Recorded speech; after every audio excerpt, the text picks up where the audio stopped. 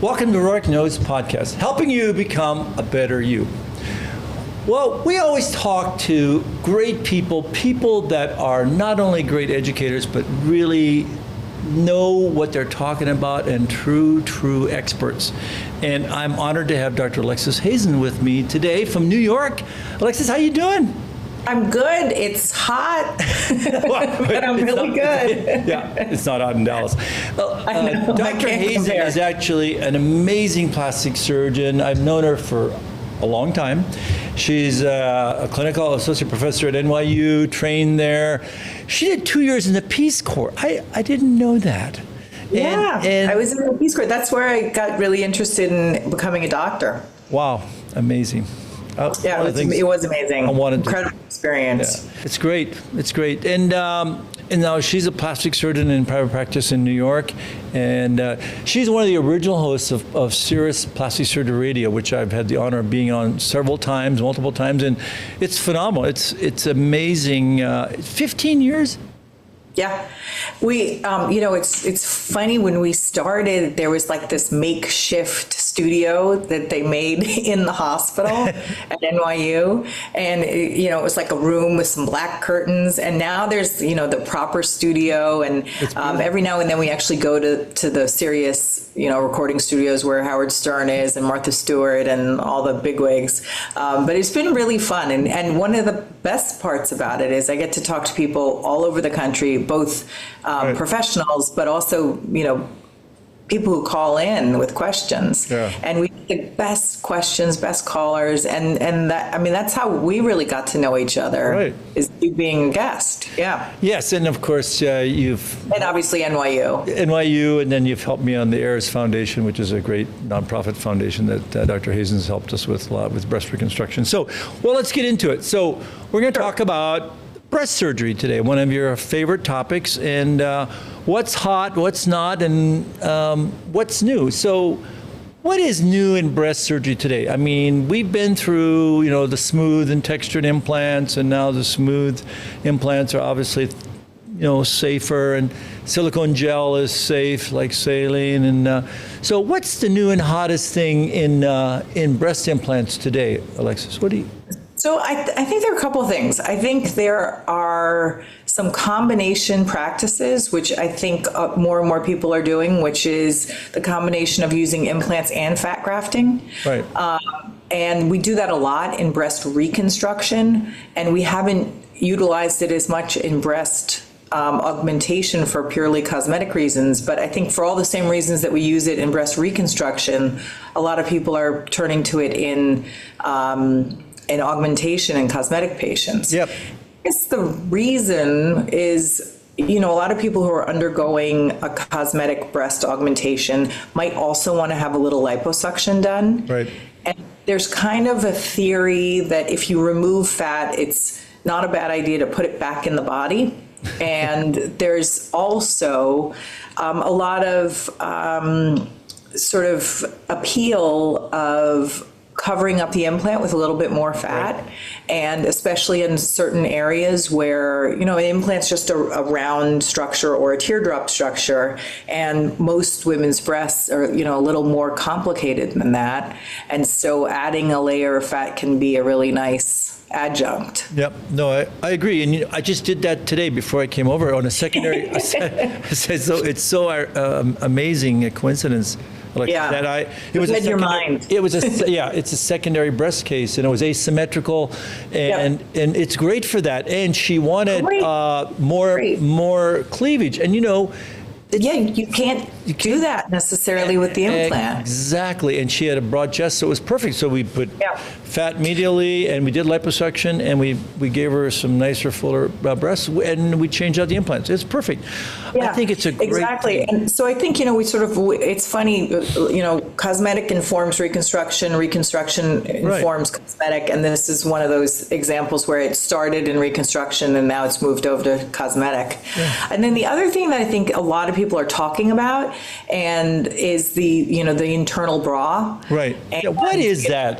Tell me I mean, my patients come in, they say, you know what, do you do the internal bra? I know. So, well, I feel like it's one of these things that's almost patient generated. of course, it's the social media. Right. And a lot of things are, and a lot of pushing us to be better plastic surgeons comes from patients asking for things. Right. And so the internal bra is basically exactly what it sounds like. It's a support for the breast or implants. And it can be used in both instances, and I'll explain that. And it essentially is either a mesh that dissolves or a mesh that integrates into the body's structures and gives an extra layer of support specifically to the inferior part of an implant. And why do you need that? You need that because regardless of whether you put the implant below or above the muscle, the bottom part of the implant is generally going to be only supported by the skin and the breast tissue. And the theory is that with time that the implant could drop and then either just look funny, look ptotic or droopy, or cause what's called a double bubble deformity, which is where there's sort of a step off and the implant, it looks round and nice, and then there's this sort of dent. So that's the theory behind it. And again, we have used this in reconstruction and I don't know, I mean, I'm really curious to talk to you about this because I think that there is a use for it, but in my hands, I just don't have a lot of patients that have their implants drop and have a double bubble. Right. I mean, I can count them. I mean, knock on wood, now I'm going to have a whole host of these people walk in, but I mean, I don't see it in my patients. I agree. I think it's another social media term, like deep plane. I think, totally agree. it's comes from reconstruction surgery, which of course you need it. You use an ADM or Galaflex, an absorbable or one that integrates. And I think that to use it in a primary breast augmentation in a nulliparous woman is kind of crazy, I think.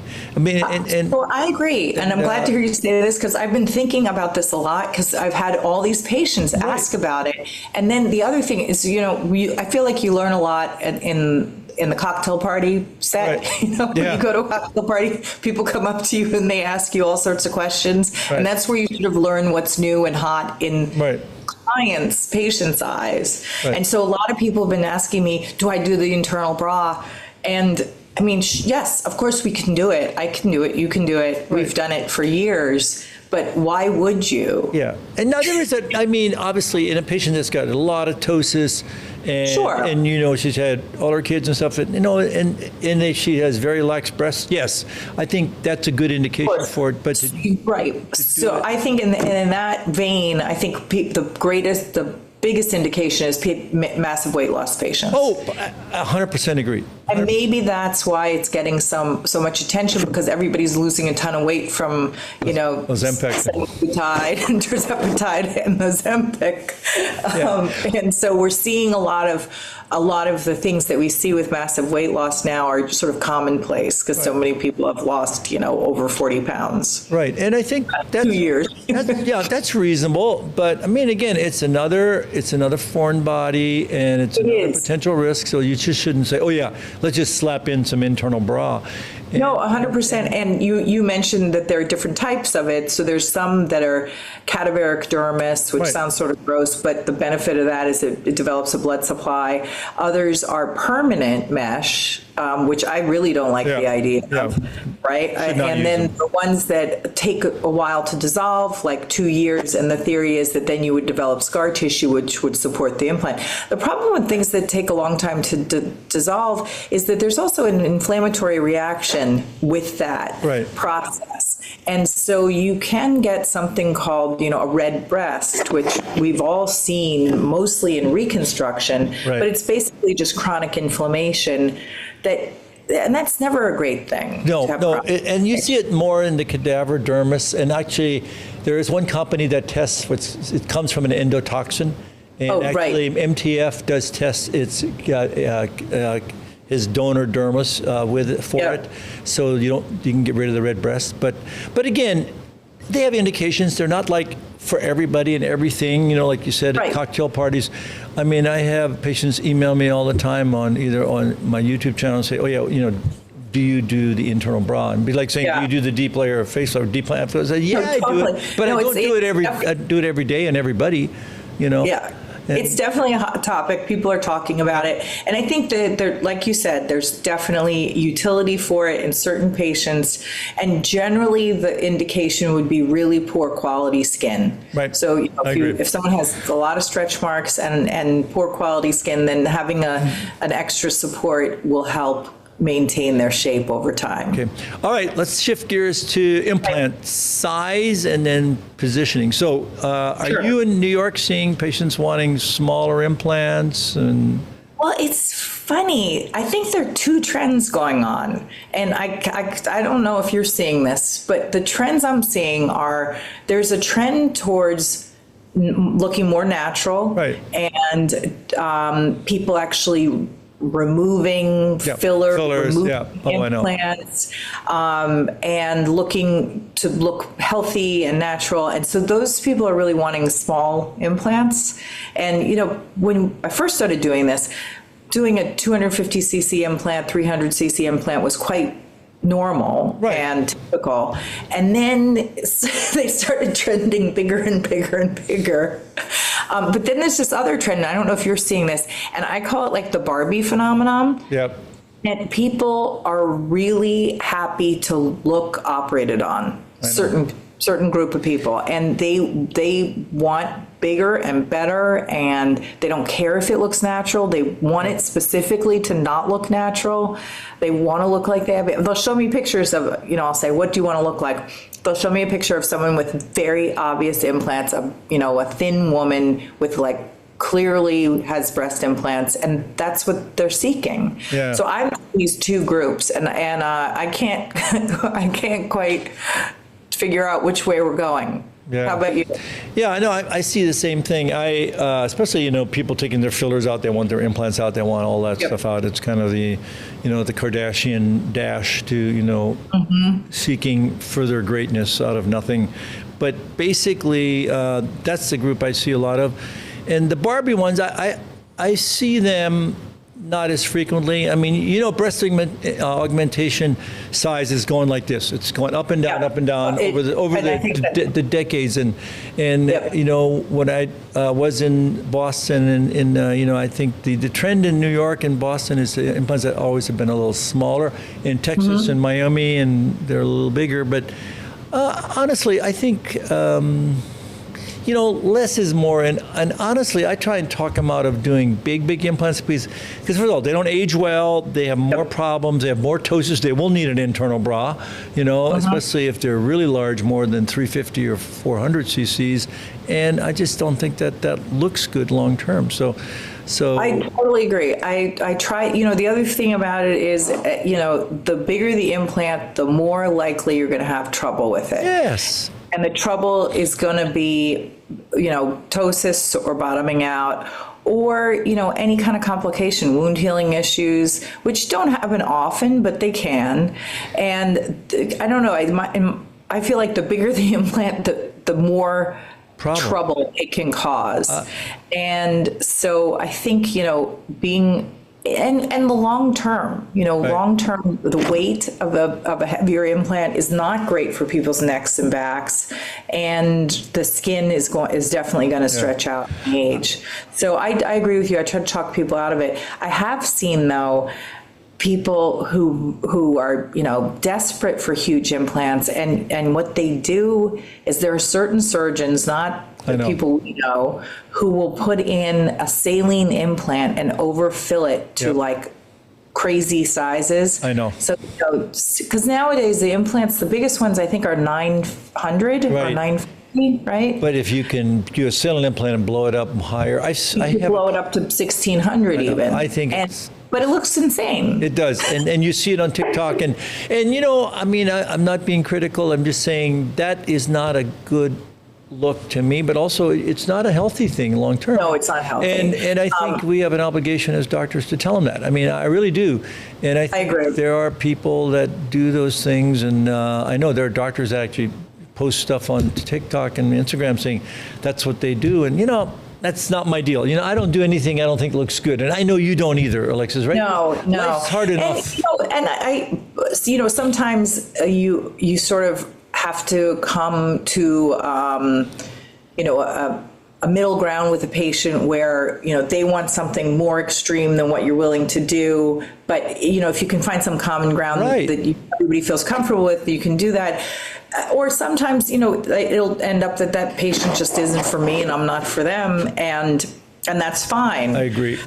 But I agree with you. I don't feel comfortable putting in something that I don't think aesthetically looks attractive or normal, Right. Yeah, no, I agree. And this is a great point for the viewers, okay? Don't do crazy stuff. And go to an experienced plastic surgeon like Dr. Hazen in New York that really understands breast surgery and has seen, and done thousands of these. And I think that's the great thing.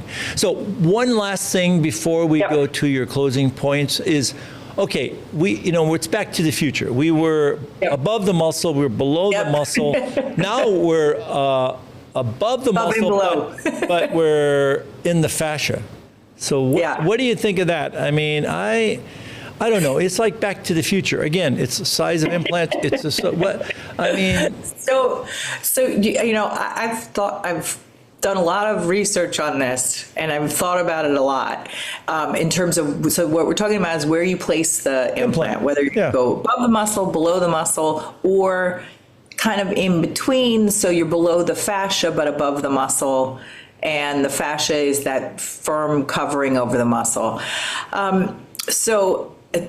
Let me start with above and below. So I think if somebody has a reasonable amount of breast tissue, and really any amount of breast tissue, it's completely aesthetically pleasing and makes sense to put the implant above the muscle. Right. And I cosmetically do that all the time and have for a long time. In breast reconstruction, where you have no breast tissue, I think you can only sort of safely do that or do it with aesthetically pleasing results in somebody who has a fair bit of subcutaneous fat. Right. Because otherwise you just have skin and a tiny bit of subcutaneous fat and then the implant, and then you're going to end up seeing rippling and movement and the edges of the implant, and it's not very... Or you can use an internal bra, a total implant. Or you can use an internal bra, right. But that's actually true. No, I agree. And then, subfascial, I think makes no sense whatsoever. Yeah, what do you think? I've done some subfascial breast augs and some selective augpexies. And, the fascia inferiorly is almost not impossible to see, but in the mid-breast, you can see it. Yes, And I think in patients that have a moderate amount of breast tissue, just like going subglandular, it's okay to do, but is it better? I don't know. I don't know. I mean, when implants were first placed, they were placed, in Houston, Texas, in the subglandular plane, because it was the place where you put it. Well, right, and the implant was supposed to mimic the breast tissue, Right. not the muscle. So it makes sense that you would put it where the breast tissue is, not where the muscle is. Honestly, that placement never made sense to me. And if you look back at why we did that, it was based off of two studies from now. I mean, I used to say it was 20 years ago, so now it's 30 years ago. Yeah. And they were studies on textured implants that showed a light correlation with increased capsular contracture, with scar tissue formation in the submuscular plane. Yep.